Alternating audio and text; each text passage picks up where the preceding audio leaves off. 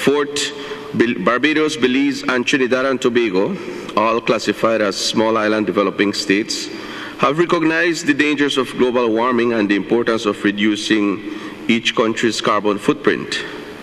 Green Barbados, a target goal of the 2007 to 2025 National Strategic Plan, seeks to transform the country into a cleaner, more environmentally advanced country. In Belize City, the old capital of my own country, advances in a waterfront development strategy and four-point pedestrian walkway are underway. And in Trinidad and Tobago, they have initiated the Green Fund, which is established to financially assist registered community groups in activities related to the remediation, preservation of the natural environment and wildlife. The support provided by the OAS through its Sustainable Communities in Central America and the Caribbean program, supported by the delegation of the United States, has been significant to all our countries. The implementation of the 14 $50,000 grants under the 4 pillars of energy, waste, hazard risk, and transport has given much insight into forward-thinking, progressive environmental strategies, policies, and initiatives. We have identified dozens of examples of smart governance, efficient technologies, and benchmarking environmental monitoring, where cities move to limit the impact of human consumption and ensure environmental and social equity. As these projects complete their implementation, we look forward to a second phase to further assist governments in the hemisphere to collaborate on a uniform standard for environmental data so that any given city can easily compare its results to any other and therefore learn from its peers and improve its governance.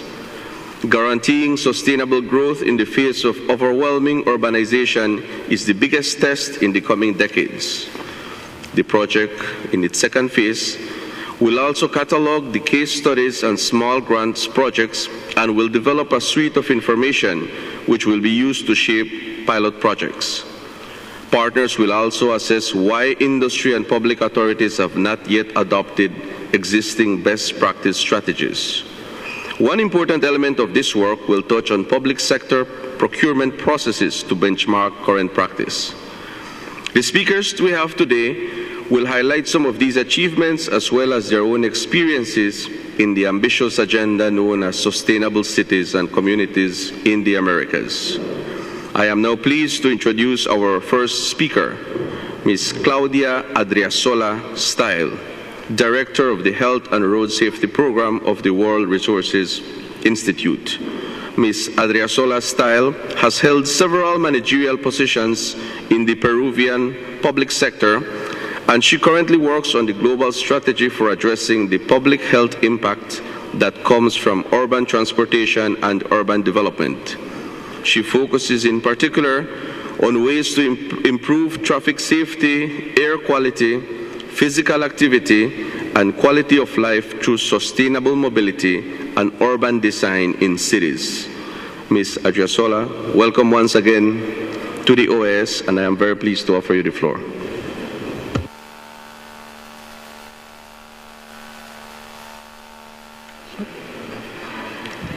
Hello. Thank you very much, Mr. Chairman, and all the ambassadors. Today I would like to share with you some of the work that my organization, the World Resources Institute, and in particular my program, EMBARK, the Program for Sustainable Transport, has been doing in the Americas and around the world. To change this? Okay. So let me give you a little bit of background. And the chairman has already discussed with us the level of urbanization in the Americas, and it's very high if we compare that with the rest of the world. We are talking about 70%, which is something very, very ahead of Asia and Africa, for example, where we see a rate of urbanization around 40%. I don't know if I can. Can I manage? Okay. But if we look at what is going on around the world, only in 1913, only 100 years ago, we had 10% of the population living in urban areas. By 2009, that was 50%. And we are expecting to have 75% of the population moving to urban areas by 2050. But maybe one thing that is important to highlight is that when all these people move to cities, cities get a lot of pressure as well. And one of the pressures is on health. The health of people, on how they live and how they move, can really change a lot. One of the examples is that in cities are right now happening 50% of the traffic crashes, which is a very worrisome problem, so important that the United Nations has declared the Decade of Action for Traffic Safety since 2011. Let's go ahead. So we're talking about different challenges. I'm going to focus more on transport and urban development. But we are seeing longer and longer commutes in our cities, not only in the bigger cities, but also in the medium-sized cities. That comes definitely from the economic development of our Americas. And this is putting, again, a lot of pressure on the streets, on the grid that we have in our cities.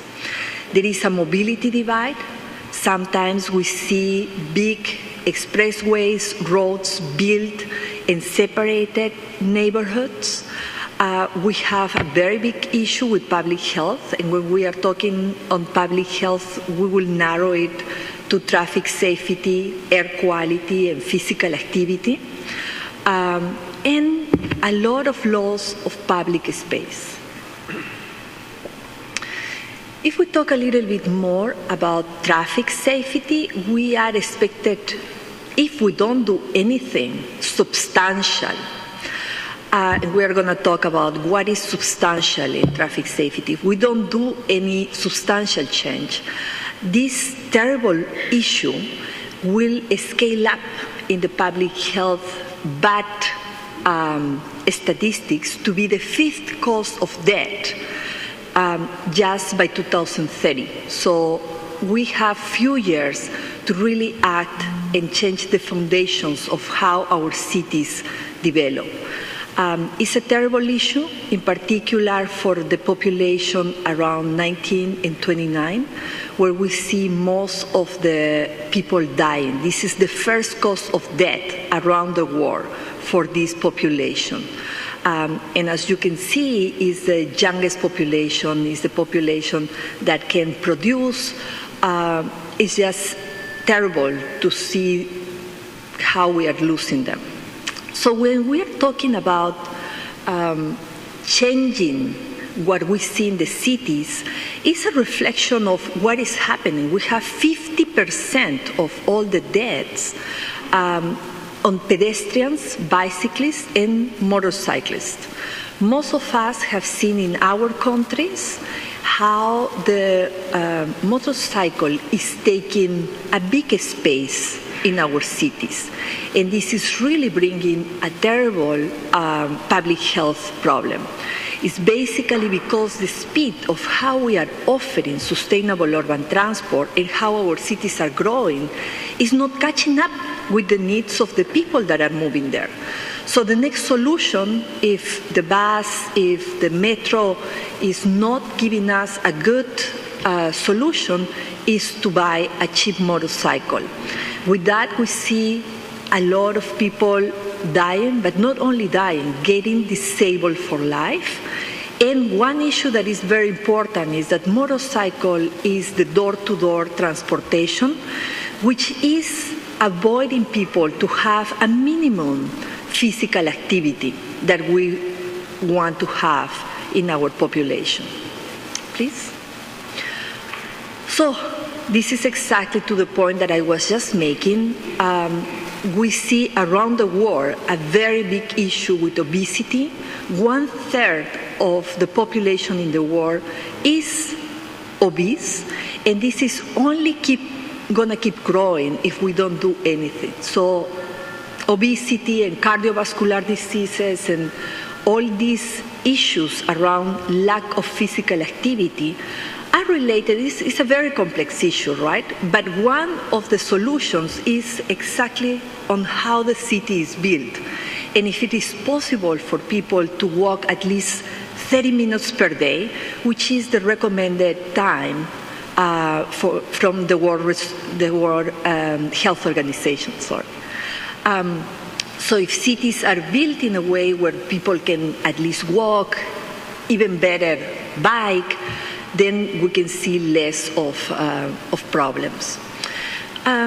So if we provide our cities with sustainable urban transport and with an urban development that can really avoid more motorized travel, we can get all this myriad of benefits. Being one, as I'm stressing in this conversation, public health, but also fuel use, air pollution, greenhouse gas emissions, improve equity in the city, improve accessibility, and more, right? So one thing that we can accept in the cities is that every commute will be made by private cars. That will be impossible, and is reaching to a point in certain cities where the solution is to build more infrastructure. And that infrastructure is going to get in a gridlock in a couple of years, because as we provide more infrastructure, more roads, more streets, people will feel that they can buy more cars when the solution is not really on that direction. The daily commute, the commute to work, the commute to take our children to the school should be made with a really good, efficient, decent public transportation, or even better, by walking or biking. Please. So we have a structure, the way we think the policies in the world in terms of sustainable urban transport and urban development should go in a framework that we call avoid, shift, and improve. And I'm going to share with you what that means. Avoid is basically avoid sprawling, avoid making that cities are extremely low density, so that mass transportation is really difficult, is really impossible in terms of financials for the city to be built. And if a city is too sprawl, it's going to take a toll in people that need to travel 3 hours, 4 hours, even 5 hours to do a commute every day, right? We are talking about avoiding also lack of planning on how we put transportation on that grid and how we create a diversity in that neighborhood, right, in that grid. So avoiding trying to sprawl and have low density. It is important to have certain density. Most of you live here in Washington, D.C. and have seen changes in different areas of the city. One, for example, being Columbia Heights, where we have transit-oriented development, where you see a very mixed use of land. You have residences, you have commerce, you have parks, schools. So people can walk, people can use transit to move around the city. Just to give you an example.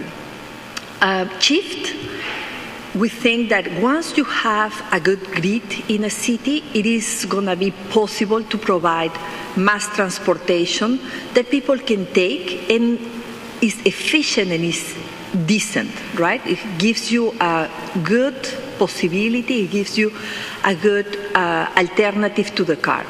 So shifting to safer and more environmental friendly transportation solutions like the bus rapid transit that has been mentioned by the chair in Mexico City, walking and biking. And finally, we talk about improving the safety of these systems and improving also the quality in terms of environmental issues. Now I want to share a couple of examples of what is the work that EMBAR has been doing with different cities in the Americas. In particular, you are looking at Transoeste. This is the first BRT system in Rio de Janeiro. They are planning to build 4 in total in the next 2 to 3 years and carry 1.2 million people. So this is a big city, an iconic city in the Americas that is choosing for mass transportation and really putting all the means and all the effort to make it better every day. We also have Mexico, as has been mentioned. Mexico is already going to the 5th BRT corridor in Mexico City. Around 100 kilometers of BRT and expanding. And it has been such a good solution that cities like the next one, Guadalajara, has replicated that, and now we have other cities like Puebla, Chihuahua, even Acapulco, replicating this system. So it's very impressive how Mexico has engaged in a policy, in a very important and large policy for sustainable urban transport. Bogota, another iconic city, they were really amazing. In the year 2000, they launched the BRT. There was like era refresh from Curitiba. And from that project, many of our cities in the Americas and also around the world have been replicating this idea, this solution very successfully. My organization is going to be also providing with 2 tools. One is called a publication, Cities Safer by Design. So we have found in our research that how you design a city can make it safer, can really lower the speed of the streets, can make it possible for people to walk and to bike more, and in general for the drivers and the interaction to be safer. So we are going to be launching this publication at the beginning of 2014, and we would like to send that out to all the delegations to comment and, if possible, use in the countries. And we have a second publication, Traffic Safety on Bus Corridors, because we see that this is a system that is replicating a lot in the Americas. So we have done also research trying to understand what are the main issues with these systems and how we can improve even more and make them safer for the users. So the impacts that we see are summarized here. I don't want to read all of them, but we are talking about over 1,000 lives saved with the first projects implemented on the ground. So it is really important to see how mass transportation can become a much safer, a much healthier, a much environmental solution for our cities. I also want to congratulate the Organization of American States because they have been promoting very, very important projects in the Americas. And I really like a couple of them that I want to mention. This one in Costa Rica, where biking has improved, and there are now more ways to bike in the cities of Costa Rica. So that is really what we want to see. We want to see international organizations encouraging local governments, national governments to go for sustainable transport solutions. A second one is very interesting also in San Neves about public policy. how to really think about a framework, a master plan for a city. So that project is also beautiful, and we would love to see more of these projects replicating. And definitely, my organization, the World Resources Institute, is there to serve and to provide support to the countries in the Americas. So just to summarize what we have been discussing, when we talk about safe and sustainable cities, we are talking about transport-oriented development. Here to the left, what does it mean is that the development around a neighborhood is planned thinking that transport will be feasible, will be financially possible. So there is a lot of commerce and residences built around this system. Transport systems are expensive, and we cannot provide them when we have really low density. So it has to be a compromise in both areas, transport-oriented development. We want to see mixed use, which is we don't want to see just residences on one side, commerce on one side, services on one side. Everything needs to be mixed. Thank you. Density, we have talked already about that. And when we have this grounding base, then we can see that there is a possibility for bicycle. When we have a city that is sprawled, that is suburban, bicycle becomes impossible because the distances are too long and it's too dangerous. Public transportation is possible only if we have a certain density. We can start talking about reducing the car use. We cannot do that if we have a city that is sprawl. We're going to reduce also the traffic speed, which is important because speed and pedestrians, meaning human beings, have a very, very hard conflict. And finally, improving walking. And all of that will give us an environmental city, a healthier city. Good. So thank you very much, and I'm ready for questions if there are some. Thank you, Mr. Chairman. Thank you very much, Ms. Adriasola Style, for your presentation. I am now pleased to introduce our second speaker, Ms. Anna Lerner, Senior Specialist of the Energy Sector Management Assistance Program of the World Bank. Throughout her career, Ms. Lerner has acquired extensive expertise in energy, clean technology, urban development, and in the environment sector. Many of her present engagements at the World Bank focus on the interface of low-carbon sustainable urban development and energy efficiency. Ms. Lerner is also involved in the assessment of market mechanisms for carbon pricing in Brazil as part of the Program for Market Readiness and part of a team implementing a City Energy Efficiency Initiative, also known by its acronym as CITE, led by the Energy Sector Management Assistance Program of the World Bank. She works on the Low Carbon Development Strategy for Colombia and a regional program for urban management in the Latin America and Caribbean Department of the World Bank. In addition, she's also involved in supporting geothermal development in the Caribbean. Ms. Lerner, once again, welcome to the OAS, and I'm pleased to offer you the floor. Thank you so much, distinguished chair, honorable ambassadors, distinguished permanent representatives and delegates.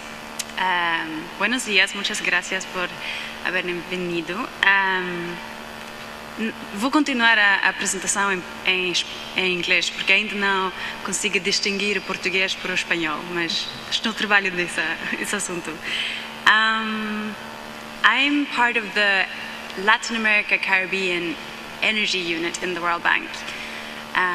This means that we look at issues that somehow has a link to energy. It includes transport, it includes waste management, it includes energy use and energy generation. It certainly includes climate change, carbon emission reduction, and adaptation. I'm very pleased to be here today, looking through a number of the programs that the OAS are implementing.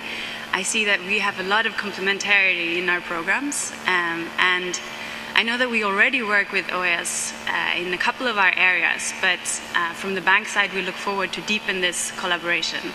And throughout my presentation, I will give some hints of where I see this could, where I see we could take this. As we heard from the chair this morning, 80% of the greenhouse gases in Latin America come from cities. Cities are also responsible for 70% of the world's energy consumption. And the 100 largest cities, 67% of total, are responsible for 67% of total energy-related greenhouse gases. Latin America is quite unique, as the previous speaker mentioned, with 80% of the population residing in urban areas. From an energy perspective, this is a little bit more complicated in the Latin American Caribbean region, because the 25, the 60, and the 80 number here represents the energy intensity, the greenhouse gas coming from energy use in the world. So 80% is Europe and other OECD countries. So 80% of their emissions comes from energy. In developing countries, it's 60%. And in Latin America, the energy is only responsible for 25% of greenhouse gas emissions. This means that from someone from an energy side, looking at the energy sector, greenhouse gas reduction is not the main focus for us. We're rather looking at energy use and the challenge of actually generating enough energy to provide sustainable energy services to all the citizens in Latin America. We have differences in the region, obviously. The Caribbean is very heavily dependent, most of the countries in the Caribbean and Central America, I should say, is very heavily dependent on fossil fuel imports. So there the greenhouse gas emissions are very significant. But in other countries, you have countries like Brazil, Colombia, that has a very clean energy mix. So just to put it out there, that we're not only looking at greenhouse gas emission reduction, but we're also trying to find a way to provide sustainable energy generation for the citizens. To do this, we're in a bit of a trouble, because the bank has calculated that over $1 trillion, I don't even know how much that is, I don't think I can imagine, is needed each year to finance the infrastructure gap in developing countries. And cities obviously account for a large part of this. The World Bank certainly don't have this money. I don't think OAS or IDB or any one of us can generate that kind of support. So we really need the governments to work together with us, and we need the private sector. We need to find ways to leverage private sector finance in this area. So some of the questions we're asking ourselves is, how do we control the energy demand? If the energy consumption is increasing with increasing urbanization, how can we make sure that we have enough energy to meet this demand? And how do we not delay the need, or how do we work with the need for new power generation? Can we reduce fossil fuel consumption and the local and global pollutants at the same time? Then we have a win-win situation. So I'm here to talk about two initiatives that the bank is working on in this regard. One was recently launched by our president. It's called the Low Livable Carbon Cities Initiative. This is a big program. It will probably encompass up to 300 cities in the future, but it was just announced by the president during the annual meetings last month. And it focuses on two things. It looks at planning and it looks at financing, particularly trying to address this $1 trillion gap that we're looking at. How can we, for example, make cities fund their own infrastructure investments? Presently, throughout history, it's mostly been national governments providing regulatory support and financing. But what if we can make the cities in Latin America and the Caribbean credit-worthy so they themselves can secure these infrastructure projects? The other program that I'm here to talk about, and this is of particular interest, I think, to the OAS, because one of the subcomponents of this is actually implemented by the OAS. It's a new program called City Energy Efficiency Transformation Initiative. It is managed by ESMAP, and And it looks at cities as audience and actors of implementation. So while the bank already has a number of national level energy efficiency and urban development programs, we haven't engaged sufficiently with sub-national entities, municipalities and cities. And with increasing relevance throughout the world, and also from a strong push from our president, we're moving to work closer with cities. The SMAP City Initiative will support the Low Carbon Livable Cities Initiative, but it will create a knowledge base to develop and implement energy efficiency measures. Some of this includes, we're moving fast. No, you have to go back, please. Thank you. There you go. The launch of this initiative will take place in Barcelona in 3 weeks' time. I wish it was longer because we still have a lot to do to prepare for it. But a lot of cities and national governments and organizations from the OAS member states will participate in Barcelona. I'm happy to talk with any of you if you're also interested in participating in this meeting, but it essentially will focus around how can we use a smart city approach? How can we bring lots of actors together and work towards low carbon but efficient and sustainable cities? It certainly includes smart transport solutions. All the BRT systems that have been talked about from Mexico, from Colombia, they're all going to be there to showcase their experiences and share with other parts of the world, because this is a global event. The city initiative will also support cities in capacity building, particularly around TRACE. And this is where the link to Medellin comes back.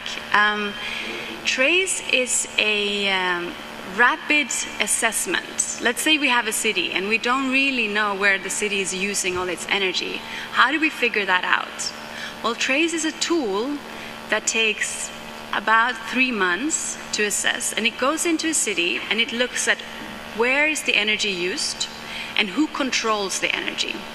Because the who controls the energy is a tricky thing when you talk about cities, because it's not always the municipality that has agency for all the energy use in a city.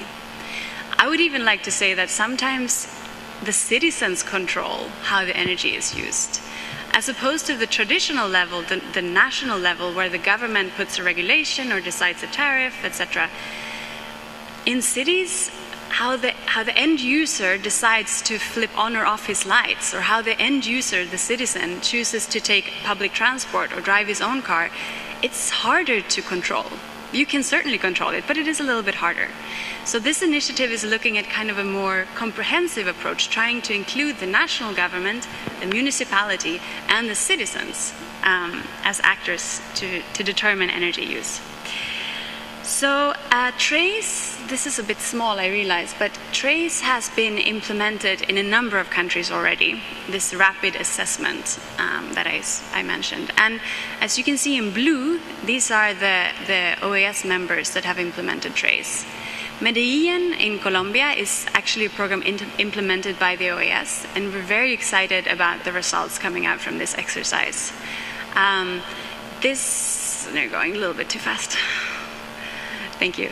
This exercise in Medellin is feeding into the overall city initiative, which is feeding into the president's initiative. So I just want to congratulate the OAS as well on this excellent implementation, and we're really excited to take these lessons throughout to the rest of the cities in the world interested in implementing TRACE.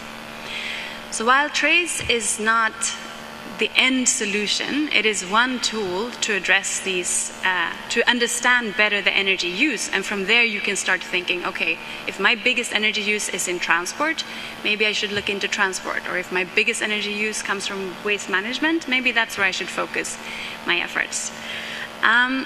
With that said, this is a little bit of a challenge for the bank, because traditionally, I shouldn't say this loud, but traditionally we work a little bit in silos. We have the energy guys who work on energy. We have the transport guys who work on transport. So we were working really hard internally to try to bridge these sectors and work better as units. This I can also see a little bit in our client countries. The Ministry of Energy and the Ministry of Environment have very different mandates and don't always coordinate So goes with waste or health, sanitation, and transport. So I think we all need to rethink a little bit the way we've been approaching cities development. With this said, we're also looking at new partnerships. I mentioned the partnership we have with OAS in Medellin, which we're very excited about. We're also working closer with CAF, looking into both projects that we can co-finance together with CAF, but also trying to find complementarities of where they work, where we work, and how we can strengthen our results together. And looking through the papers from OAS, I read a little bit about the Sustainable Communities Partnership. And a lot of the activities that are mentioned in there are very close to what we're doing. And I just want to say on paper that we're very excited to look into how we can strengthen these complementarities. Mobilizing private sector finance, we already mentioned, and engaging citizens who at the end of the day will be the determinants of how this energy is used and how the transport system is used, etc. Lastly, I'd like to mention this little list on the side. This is the 10 cities that, well, you might know this already, but these are the 10 cities that won a prize in September. It was a prize organized by C40, the Cities Alliance, headed by Mayor Bloomberg of New York. And if you can see from the colors, 4 out of these 10 cities who won international awards for urban innovation are actually based in OAS member countries. I think that's quite exciting. My work is focusing on Latin America and the Caribbean, and I think this is a fantastic time to be working in this region on these topics. With that, I just want to congratulate some of you for potentially contributing to this and certainly being part of this bigger agenda. And thank you again for having us here. Thank you very much, Ms. Lerner, for your presentation. This brings us to our third and last speaker for this morning, Ms. Virginia Rodas, Projects Coordinator for the Fundación Solar.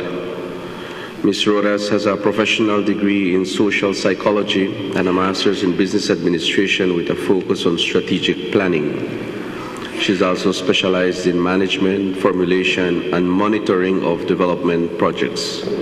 Ms. Rodas has worked for more than 7 years in positions of coordination, supervision, and monitoring in a variety of development projects. Currently, she is the National Project Coordinator of Fundación Solar.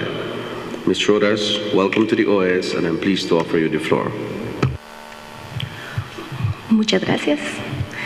Buenos días a todos. Gracias, Richard, por la invitación. Reciban un cordial saludo de Guatemala. ¿Qué somos nosotros? Nosotros somos parte de los 14 proyectos que benefició OEA dentro de sus pilares de transporte sostenible, energía limpia, desastres naturales y desechos sólidos.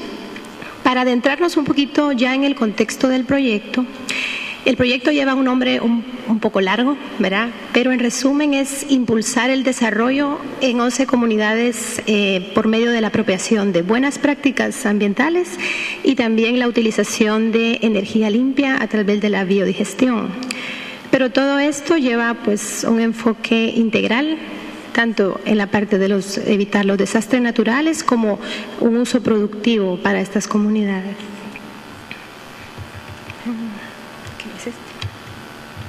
Okay.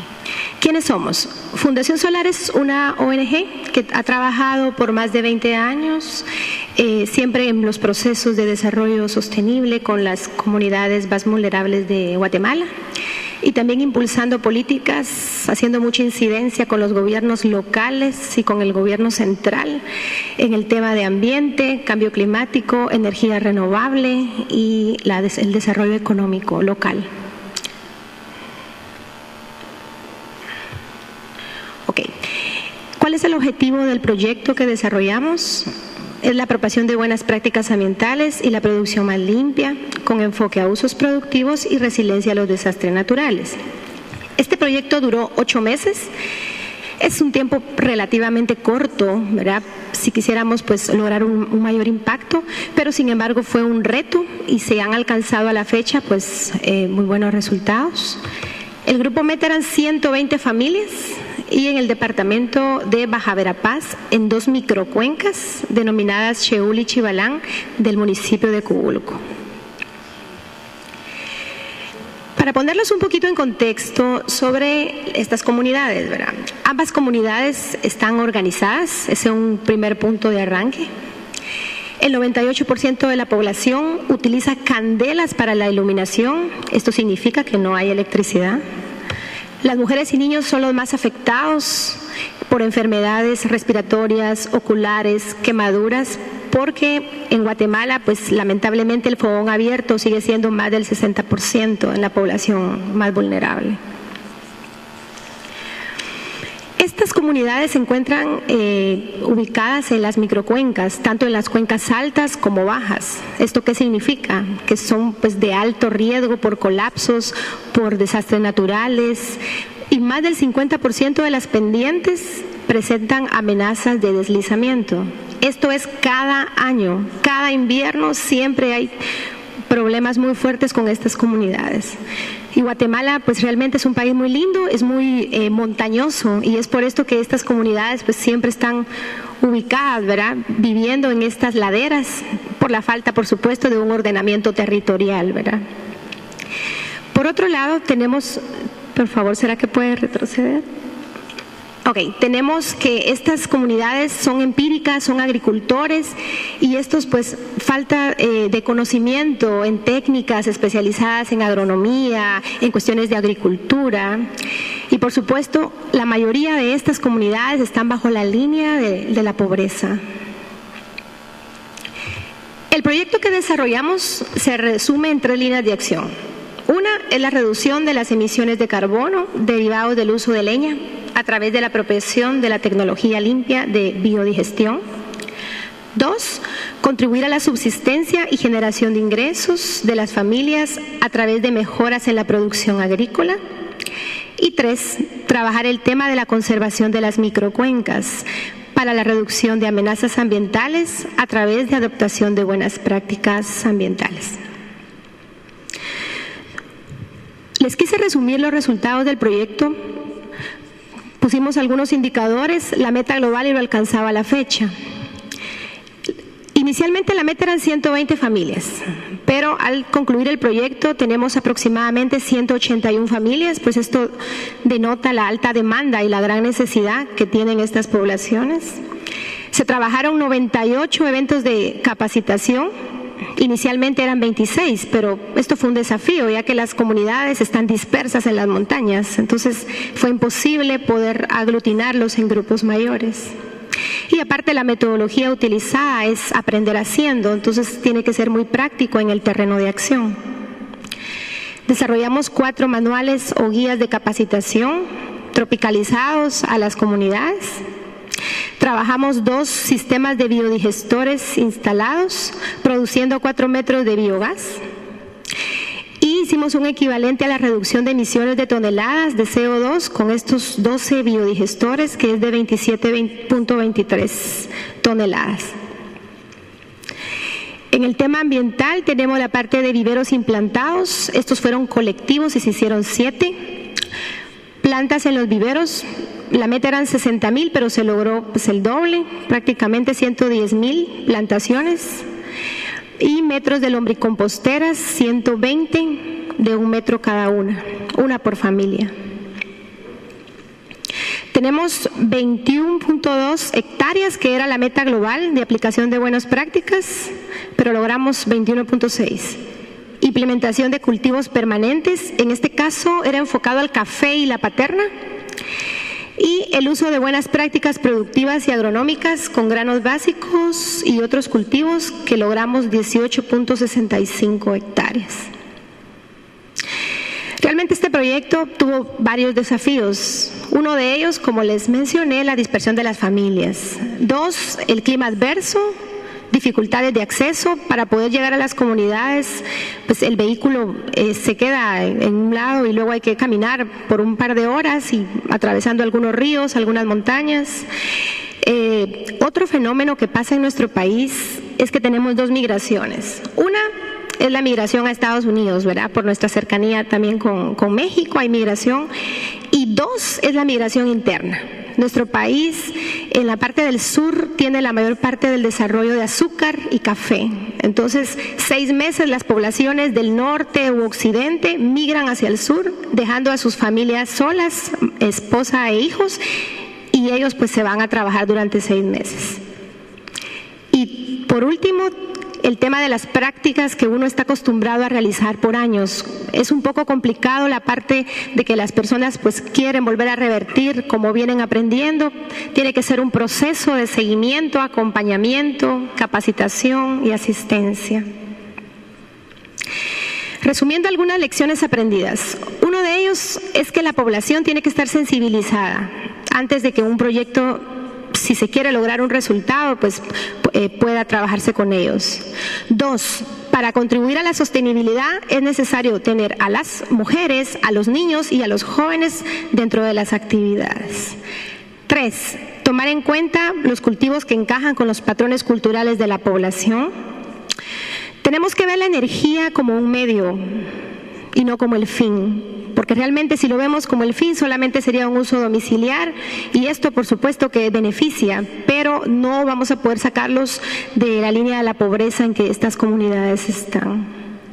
Y por último, siempre mencionamos una frase, a veces no podemos meter un vehículo Lamborghini donde se necesita un Toyota de doble tracción, ¿verdad? Entonces es necesario siempre colocar tecnologías apropiadas y de fácil acceso a las comunidades, porque cuando los desarrolladores de proyectos nos retiramos, si queremos que el proyecto sea sostenible, tenemos que dejarles a ellos tecnologías apropiadas que ellos puedan poder dar un mantenimiento y un seguimiento.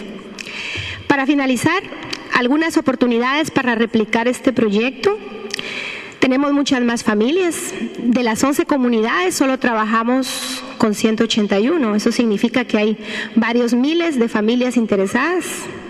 La metodología utilizada pues va directamente a trabajar con ellos en el campo. Esto pues favoreció el proyecto y la apropiación de los conocimientos. Tenemos también una alta demanda en la implementación de biogás, ya que casi todas las familias o tienen una vaca o pollos o algún animal pequeño que genera estiércol y estos biodigestores generaron biogás a través del estiércol de los animales. Tenemos también que contar con la participación de mujeres y niños, que ya les mencioné, y existe la necesidad y sensibilización en el tema medioambiental en 6 microcuencas más de nuestro país, donde pues Fundación Solar ha estado trabajando a lo largo de varios años, siempre en el desarrollo de la energía renovable. Ahora les quisiera presentar una pequeña experiencia de una de las 11 comunidades con las que trabajamos y que fueron beneficiarias.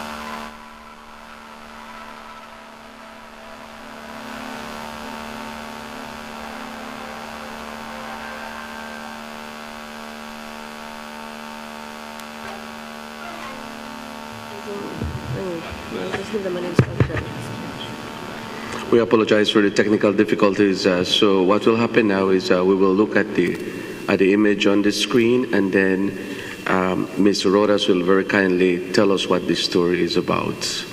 You know, I have to utilize the appropriate technology here sometimes.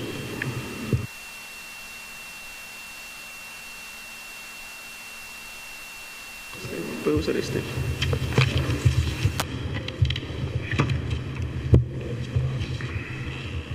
Ok.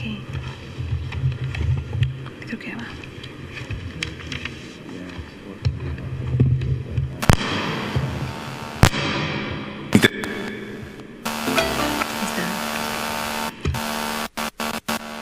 Diferencias. Algunas son armónicas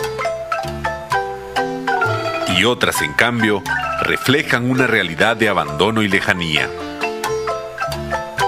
La Fundación Solar ha trabajado por más de 20 años en promover procesos y proyectos de energía y organización, aprovechando y potenciando las condiciones que garanticen un desarrollo sostenible y respetuoso de las diferentes culturas y del medio ambiente.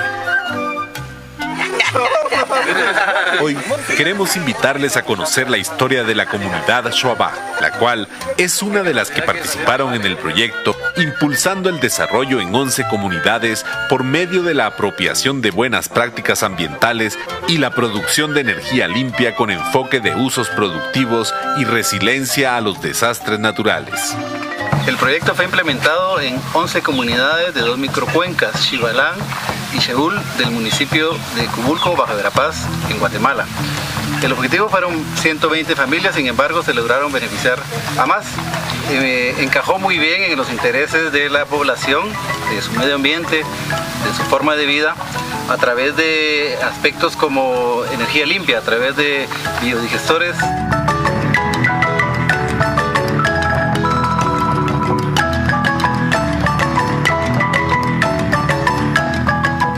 La conservación de las cuencas y también contribuyó a mejorar la salud tanto de mujeres y niños, que eran los más afectados por tener una cocina utilizando leña.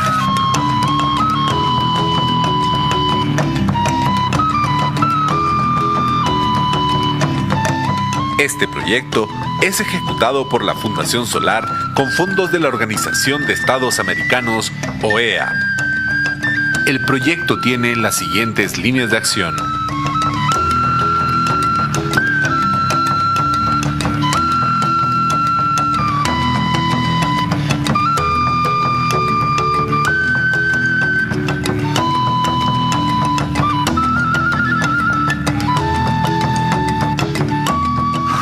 Viendo mi biogestor, que gracias a Fundación Solar que nos apoya con este, como ver un instrumento, ¿verdad? Para, como dijera yo, para no acabar con los árboles, ¿verdad? Porque ya con este biogestor se gasta, digamos, mínimo de leña. No se, antes se utilizaban más leñas para juntar nuestro fuego, para hacer nuestra comida, y gracias a Dios que la Fundación Solar que nos apoyó, y yo pues hoy estoy contento y alegre con mi biogestor.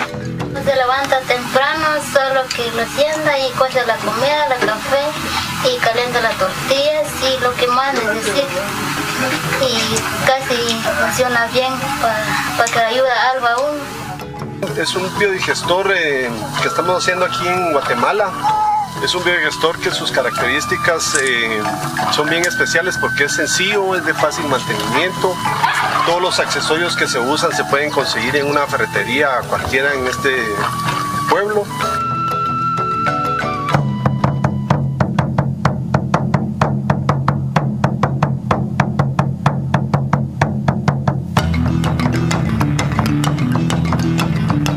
Este proyecto contribuyó fuertemente a la subsistencia de las familias y a la generación de ingresos mediante el establecimiento de viveros de café, con lo cual las familias aprendieron todo el proceso de producción, desde semilleros hasta el vivero establecido. La metodología utilizada fue la de aprender haciendo. En esta las familias obtuvieron todos los conocimientos de una forma práctica de cómo establecer y darle mantenimiento a su vivero de café.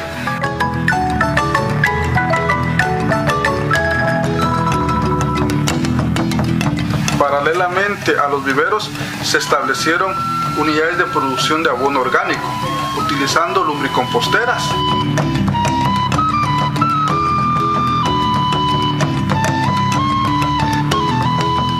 Además, el bioabono, producto de los biodigestores.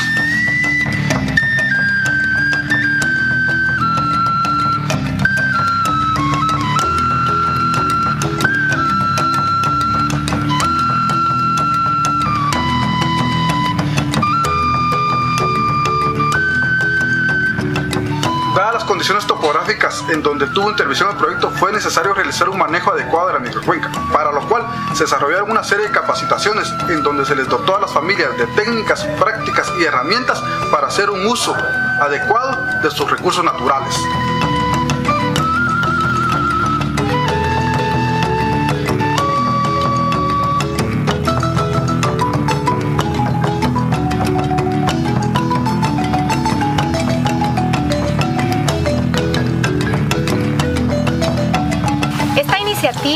Es parte del proyecto de comunidades sostenibles que OEA está apoyando en la región centroamericana y el Caribe.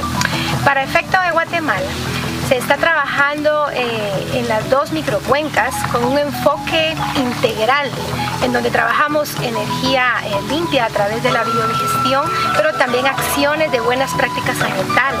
Y todo ello pues para contribuir al mejoramiento de la calidad de vida de las poblaciones más vulnerables de nuestro país.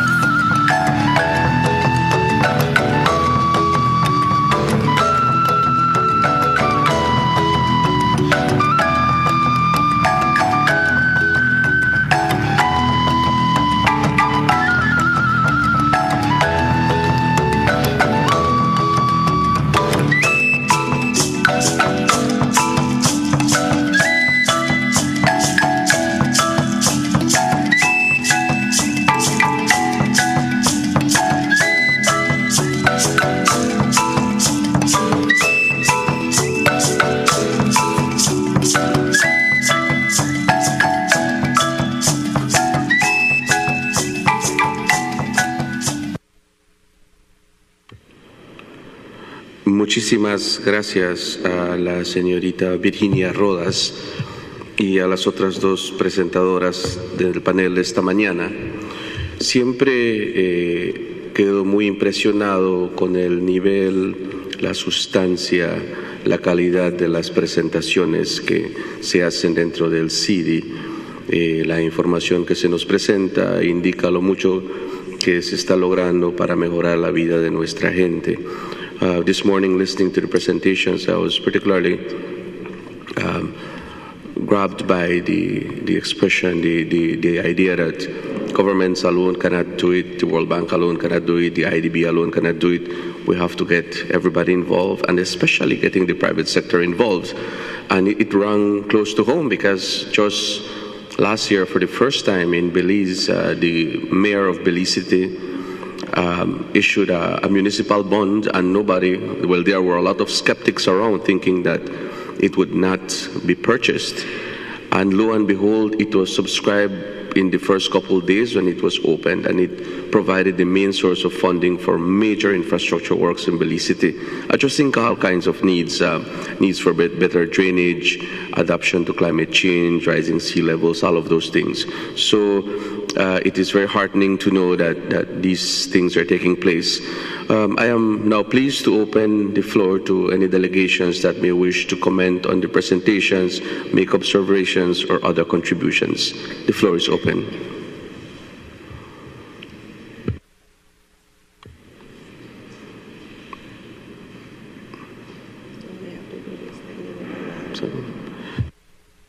If somebody wants the floor, yes, if you just put up your sign and they will be happy to give you the floor. La delegación de Colombia tiene la palabra.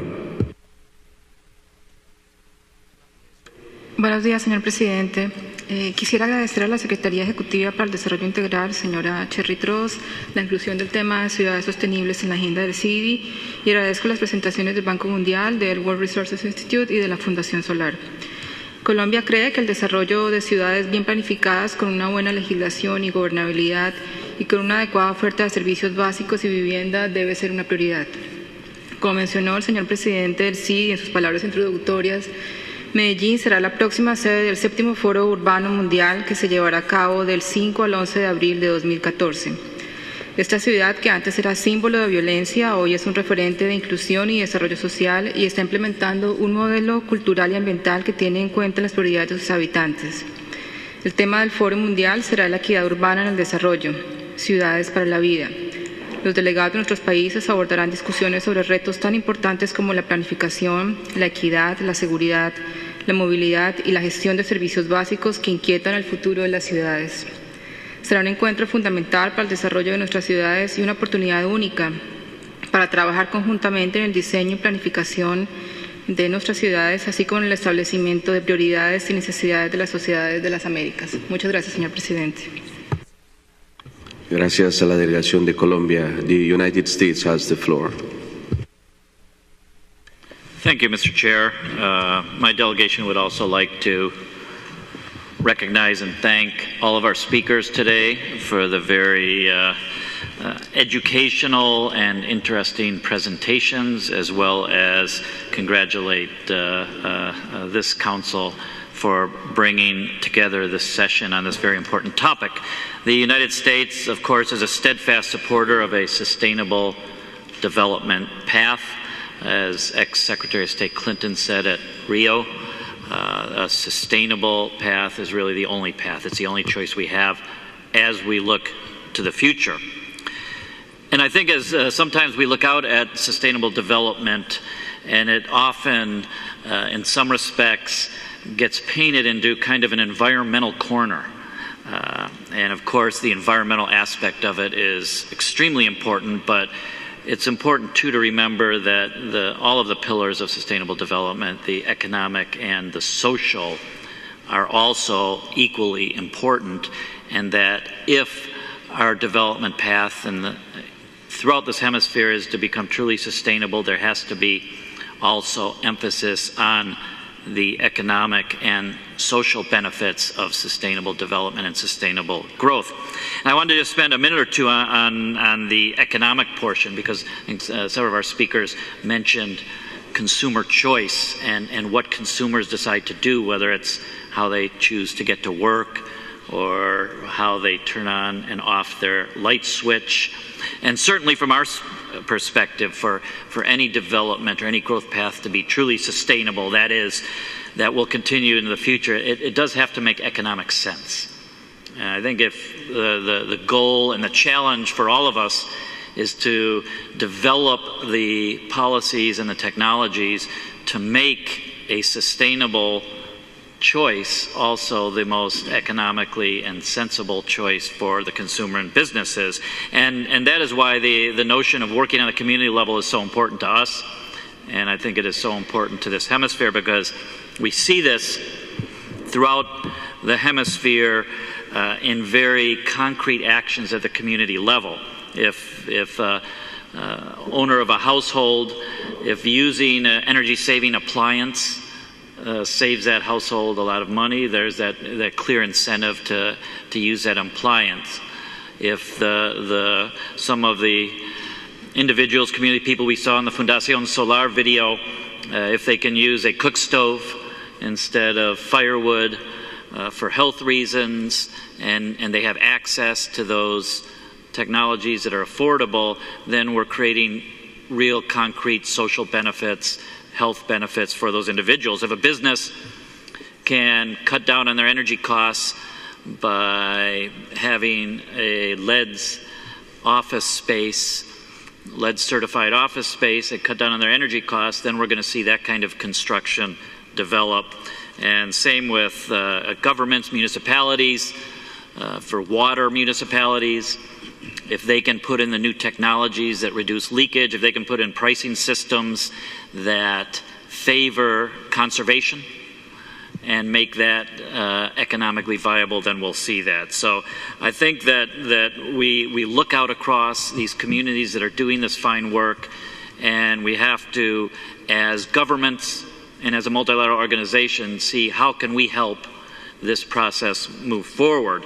And I think, and certainly from the United States government standpoint, we can really help through encouraging those policies, assisting and highlighting best practices and looking towards development of these new technologies, the financing of these new technologies, the accessibility of new technologies, so that when we look towards our future, the choices we make are indeed sustainable. And certainly the United States and this mission is proud to be contributing to this, both internationally as well as at home. We, of course, are a major contributor of the Sustainable Cities and Communities Initiative that has been mentioned here this morning, and that we are continuing with the $1 million contribution in 2012 with another $1 million contribution in 2013 to expand this program. We also are doing a lot of work domestically. I won't go into all the details, but I can tell you that we have a program called Partnership for Sustainable Communities to help our own cities, because this, of course, is a problem and is a challenge we face in the United States as well as anywhere around the hemisphere. And since 2009, our Department of Housing and Urban Development, Transportation, and US EPA have been working to help communities build stronger regional economies. It's provided more than $4 billion in funding for projects in all of our 50 states, and certainly we're happy to share those experiences as a model for other countries. So just to conclude, we again like to thank the Secretariat, thank this Council, and pledge my delegation, my government's continued cooperation and commitment to moving these types of policies and successes forward. Thank you, Mr. Chair. Thank you to the delegation of the United States. I was advised by the Secretariat that if anybody wishes to request for the floor, you can do so by pressing the button next to your microphone, so there is no need to lift up the sign. I am now pleased to offer the floor to the Ambassador of Grenada. Excellency, thank you very much. I'd like to begin by thanking the speakers for that very enlightening set of presentations. In particular, I'd like to make mention of Claudia Andresola Steele's presentation from the WRI. We all know of the WRI's commitment to sustainability. Your president, Andrew Steer, who was with us very recently, has shown this again and again in his leadership. Anna Lerner from the World Bank, many thanks for your presentation as well. We certainly know of ESMAP's diligent work in this area and the whole work of the LAC region and the World Bank, and we know that President Jim Kim is certainly giving much attention to sustainability, including in his recent restructure of the World Bank itself. Virginia Rodas, many thanks for your presentation. We're delighted to see the emphasis at the community level, and we think it's important to think not only at sort of national and municipal levels, but also to show these sorts of successes at the community level. This theme, in the view of our delegation, is very important not just to my country, Grenada, but to the hemisphere as a whole. We have seen how climate change has impacted the entire hemisphere. We know that as we seek to build the 4 pillars of this institution, we need to give increasing emphasis to the development pillar. And with this type of presentations that we've seen today, we believe that the development pillar is in very safe hands, and we'd like to thank the Secretariat for putting this on.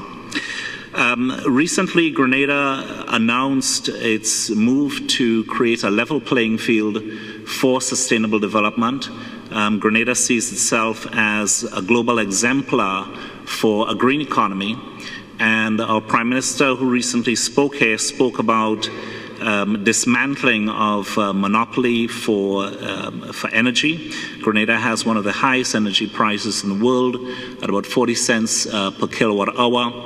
We have a monopoly in place with rights to 2073, and as the Prime Minister pointed out, the combination of high fossil fuel prices, a monopoly for energy provision, and the lack of use of renewables is something which has certainly set our country back, and we're taking steps change this.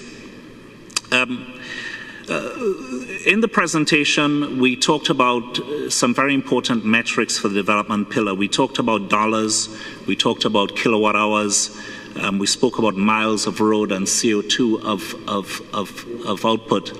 I think as we seek to strengthen the development pillar, one of the things we may want to think about with these types of ideas and suggestions is how we can transfer this, how we can translate this language so that it resonates not just with the integral development pillar, but also with the pillars of security, human rights, and democracy.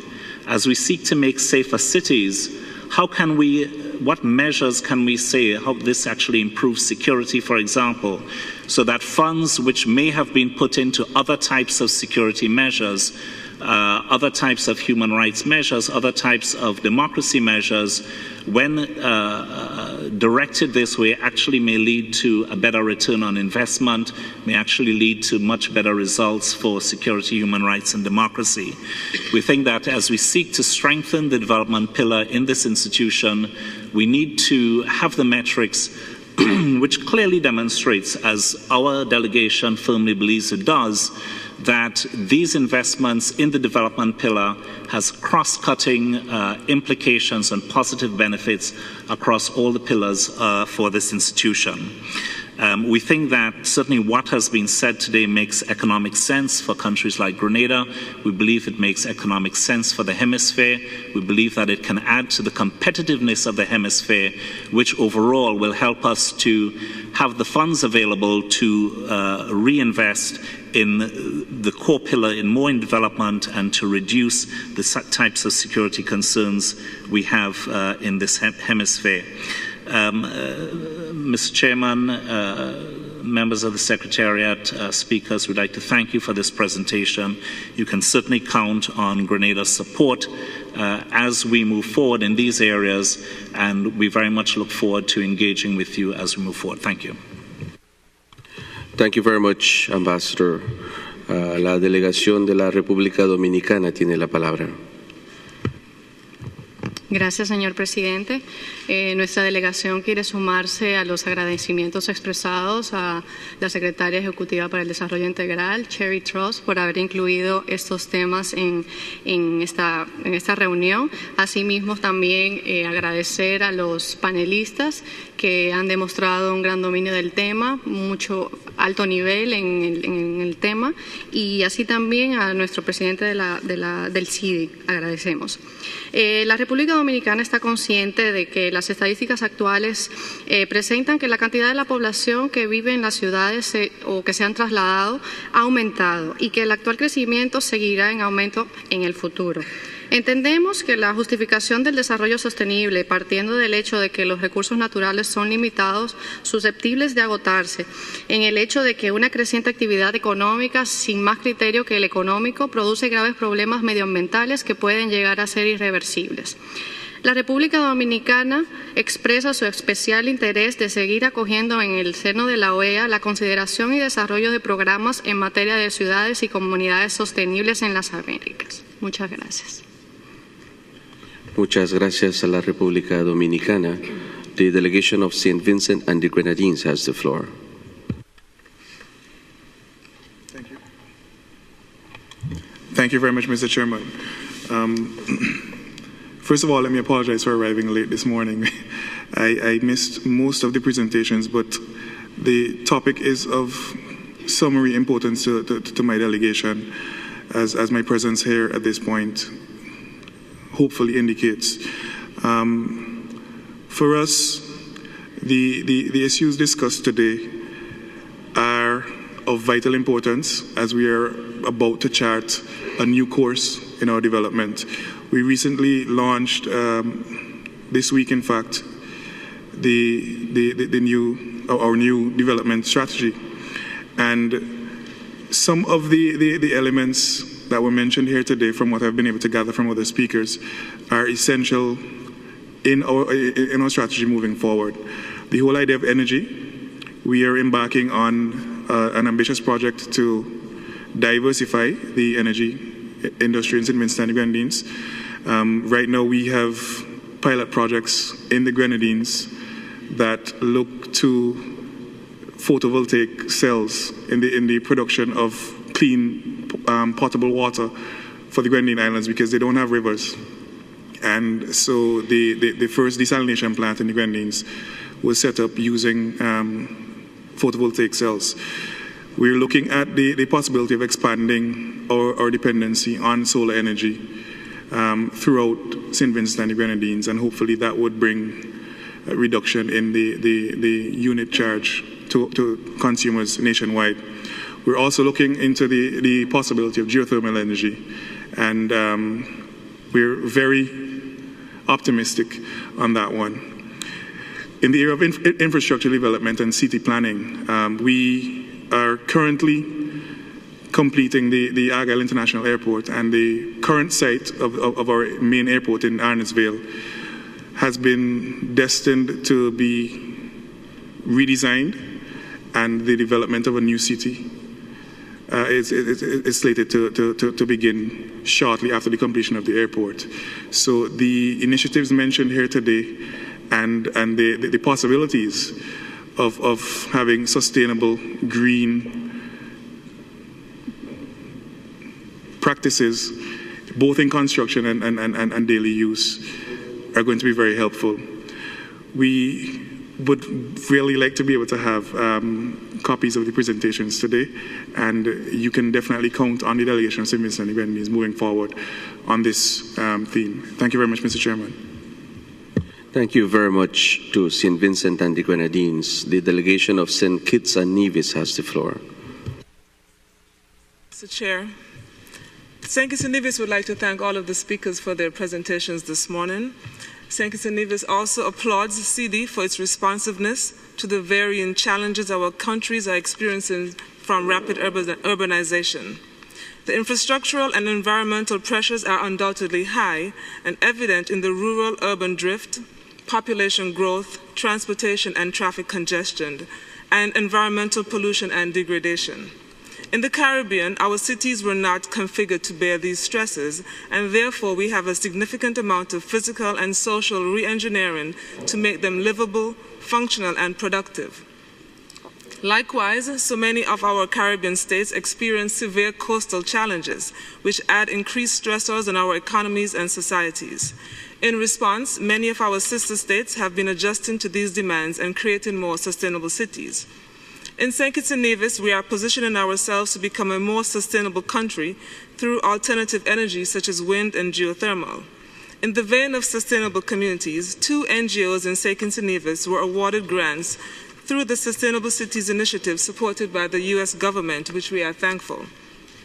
Hope Nevis, a youth-driven community-based organization, is striving to build community resilience to drought, flooding, and other natural hazards by implementing sustainable preventative practices to safeguard the communities from hazards.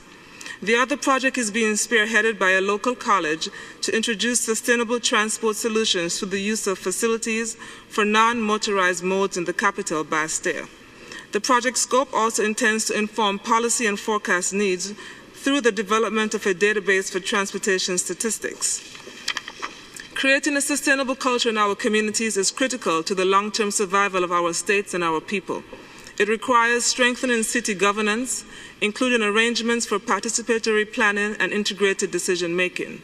We must focus our attention on strengthening public policy, reducing poverty, and overall building social and economic resilience.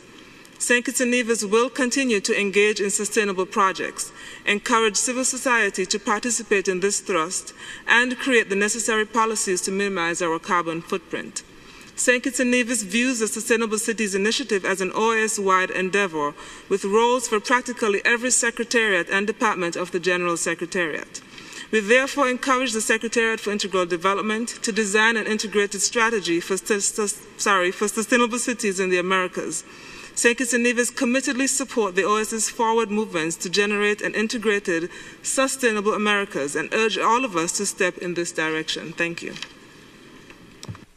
Thank you very much to the delegation of St. Kitts and Nevis. It's now a pleasure to offer the floor to Mr. Cletus Springer, the Director of the Department of Sustainable Development of the OAS. Mr. Chairman, and good morning, everybody. We are particularly pleased that the spotlight over the last 4 or 6 weeks has fallen squarely on sustainable development issues, sustainable economic development issues, issues of human development as well have come under the spotlight. And we want to thank you, Mr. Chairman, and thank Secretary Tross for giving us a space to share our work with you.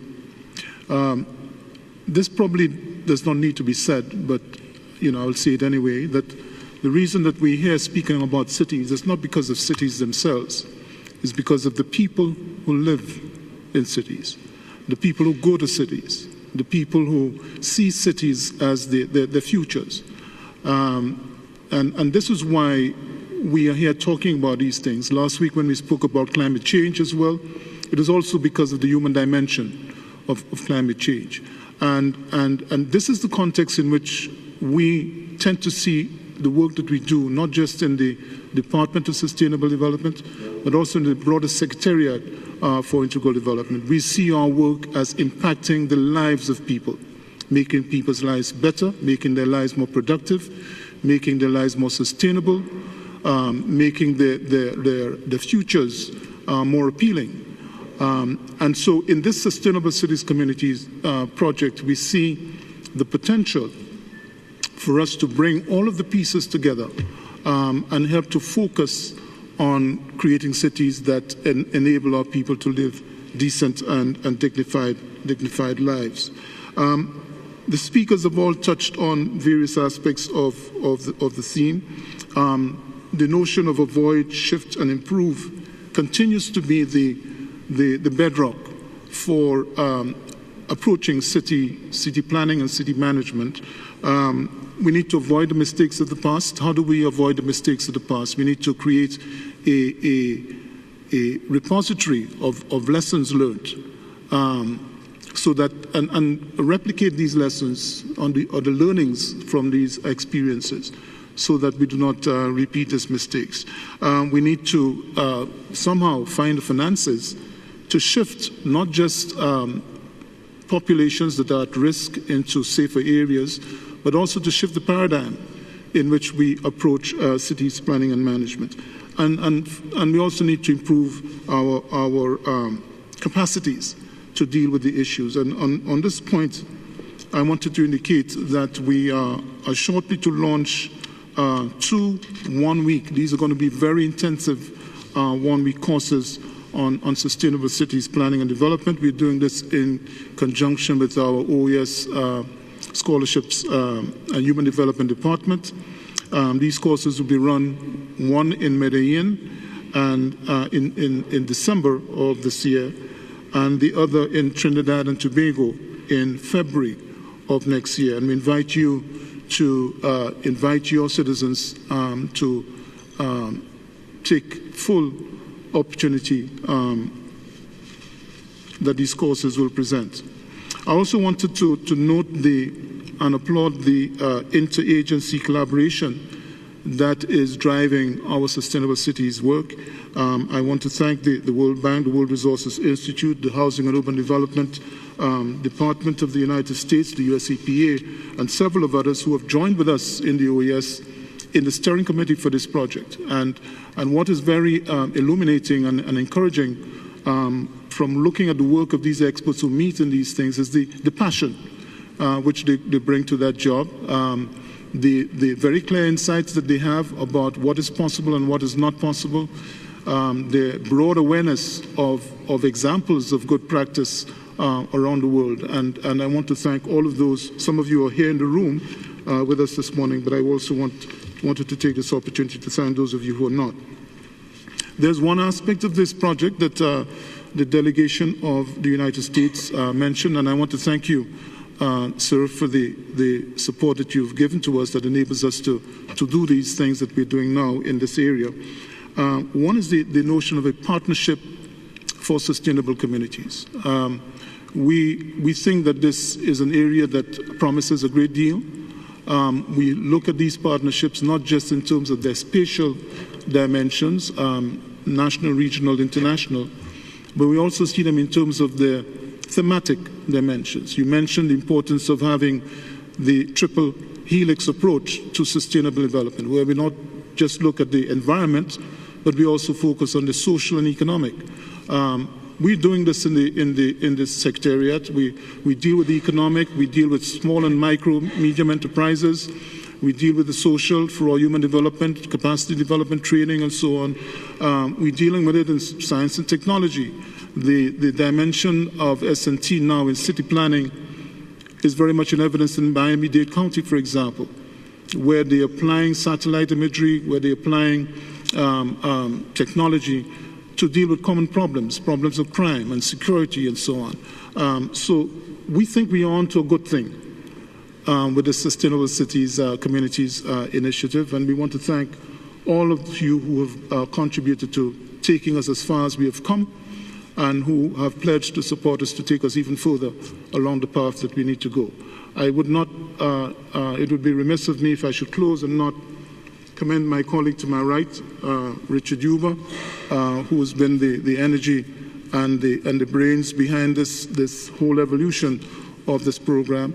And I want to salute him for the efforts that he has made in this regard. Thank you very much. Thank you very much, Mr. Springer, and we join in your salute to Mr. Huber. Since I have no more requests for the floor, I would like to propose that as we close this agenda item, I propose that CD does the following. 1, thank and apologize and recognize our 3 speakers for their presentations here today. I think we all agree that it has been a most fruitful discussion that essentially provides a roadmap to a more interactive regional cooperation to build more sustainable cities and communities in our Americas. As with the other substantial topics we bring to CD, I call upon all delegations to further reflect on the discussions held here today and to keep in mind the direction of the new global agenda, especially as we continue the deliberations on the strategic vision of the OAS. We need to define how the OAS can be better placed to help our countries advance policies and programs that contribute to an inclusive growth and sustainable development. Finally, I also wish to thank the delegation of the United States for the grant that supports the Sustainable Communities in Central America and the Caribbean program and the work of the Executive Secretariat through the Department of Sustainable Development. We look forward to the next phase of this very important program. If there are no additional comments on this matter, we will close this item. I want to thank the 3 speakers here today for their excellent presentations, and we'll just take half a minute break while they depart.